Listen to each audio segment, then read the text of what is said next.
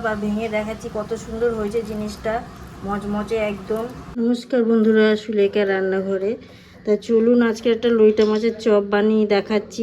লইটা মাছগুলো পুরো গোটা রয়েছে, আপনারা চাইলে ছোট ছোট টুকরো করতে পারেন। একদম গোটা হবে চপটা। ম্যারিনেট করার জন্যে প্রথম মশলাটা একটু আধঘেনা পাতি লেবু, রসুন, আদা আর একটা গোটা পেঁয়াজ, এটাকে মিহি করে ভালো করে পেস্ট করতে হবে, করে ম্যারিনেটটা ভালো করে মাখাতে হবে। তোমার আন্দাজ মতো নুন, গোলমরিচ, অল্প একটু হলুদ, চামচ লঙ্কার গুঁড়ো, পাতিলেবুর রসটাকে ভালো করে চিপে নিচ্ছি।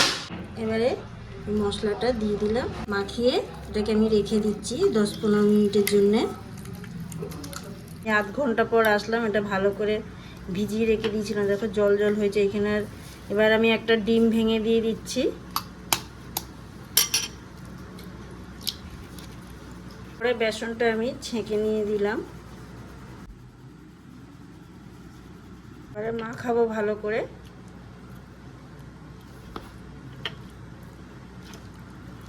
একটু কর্নফ্লাওয়ার দিচ্ছি 2 চামচের মতন, আন্দাজ মতন ঢেলে নিয়ে আবার এটাকে ভালো করে মাখাবো।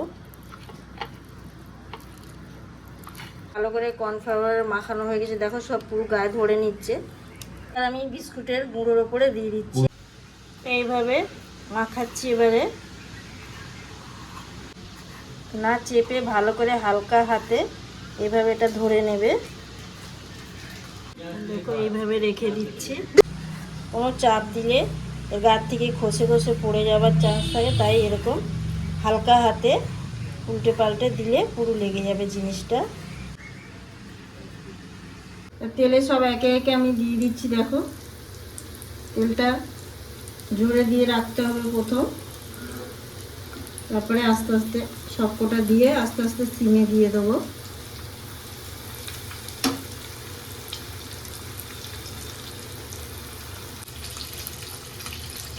কত সুন্দর করে ভেজে নিচ্ছি, সব গোটা গোটা রয়েছে আর শক্তও হয়েছে।